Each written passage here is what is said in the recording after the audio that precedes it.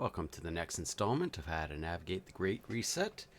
Today we're going to be tackling power, right up there with importance in terms of water, which I'll probably be doing next. But power has been a gong show this past year, as I've been warning about. And just to get people up to speed, back earlier this year, we had Texas blackout, people struggling to keep warm. And in the midst of the massive power outage, and then we had that colonial pipeline, people trying to get fuel, and then now we have people struggling to keep cool in this scorching heat. We've been breaking nonstop records in Canada, and I'm sure Northwest U.S. is having the same issue in Washington. Anyway, so I'm going to tackle 3 quick points for recommendations. So this first one is even going to be applicable for those who are still stuck in cities and you haven't moved out yet. Hopefully you at least have a plan to do so by now, but this first one at least will still be beneficial to those still in cities, and that's efficiency. So this is going to be forced on you sooner or later, so you might as well take care of it now.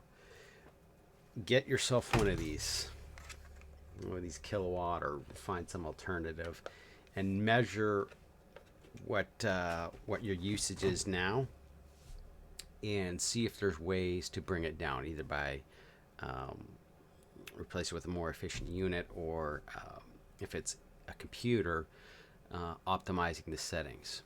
So for example, with my gaming desktop here, I dropped 80 watts by just capping the frame rate, and that it doesn't go above my monitor's refresh. And I think just by doing that setting alone, I dropped about 80 watts. So that's a considerable savings right there. So look at ways you can increase the efficiency of the stuff you have right now. Get rid of stuff you don't need, stuff that's just sucking up power. Now, whether that's electrical power or whether that's fuel. Is your vehicle? Do you have an older vehicle that's just gas guzzling that you don't need a gas guzzler? I mean, if you need one, you need one. But if you don't, so just take a look at all the stuff that uses some sort of energy. Because when we're talking about power, energy, the only one I'm going to exclude really is food, like personal fuel or personal energy. Everything else is what we're covering in this short video here. So look through all the stuff in your life, maximize the efficiency. Now, when it comes to storage, you have a number of options. Now, when it comes to fuel, this is something you might want to be considering. I'm personally considering is switching to diesel, is because diesel lasts twice as long as in storage. So gasoline already starts degrading after, I think, 3 or 4 months. Diesel, you get over half a year before it considerably starts degrading. So that's another consideration if you're going to be using a vehicle to move out somewhere, and it's going to be sitting there for months before perhaps having to move again. That's an important consideration to make. Also, when it comes to storage, I just want to bring up an old recommendation. So when we're talking about fuel, you don't know when, because due to cyber attack, natural disaster, human-caused disaster, as we're moving out of the focus on COVID, we're going to be moving back into a focus on climate change. But their same restrictions that were already implemented, thanks to that, are going to be maintained. So the loss of rights has already happened. and been fast tracked thanks to COVID. So now there's going to be more of a focus on climate change, and there's going to be more restrictions on how much power you can use, and that's also why we're seeing a big crackdown on crypto and the centralization of that. But that's for another video. The main focus is you have to ask yourself how you're going to store whatever you're whatever power you need to store. So in the case of fuel, diesel is a good choice. And the problem with electric vehicles is you have to make sure,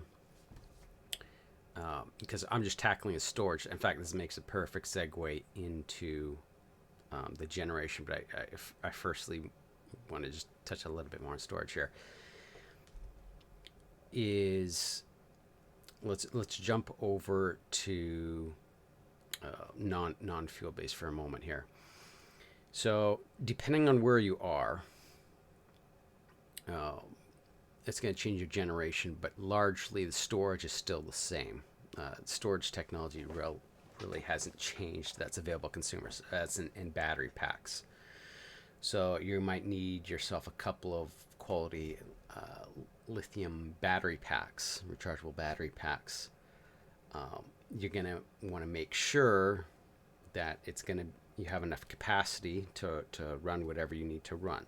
Okay, so you need to run a laptop, you need to, or depending on where you are, do you need to run a heater?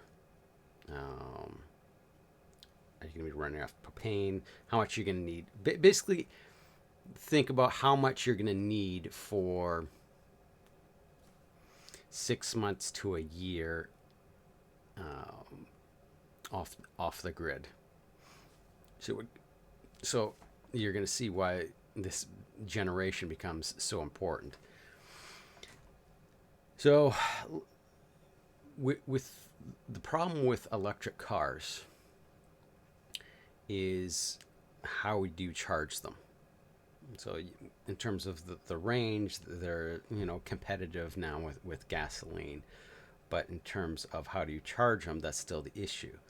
So they can be an excellent choice if you have a way of generating power and a way of recharging them off the grid.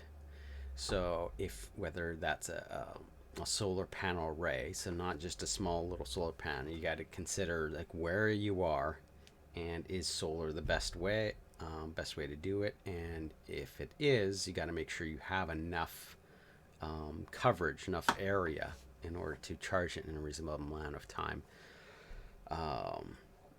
So check its rating, make sure you got enough output to charge the car, and ideally it's not just the car, you also have one of these battery backup units that a solar array can plug into to also charge for the rest of your accessories. But that might not be, depending on where you are, the optimum solution. So you can use more legacy methods, like if you just need to have access to kinetic energy to perform some action, like old school windmills, using to turn gears to grind grain. You can use mechanical kinetic energy rather than converting into electric if you're an industrious individual. But it's less about covering on all the bases, and there's things you need to think of right now. You're not, don't put this off to the future, but consider these three things right now. So again, just summarize: efficiency.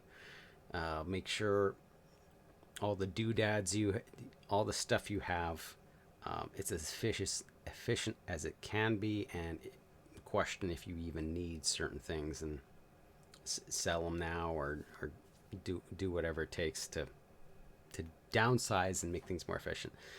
Okay, 2, storage.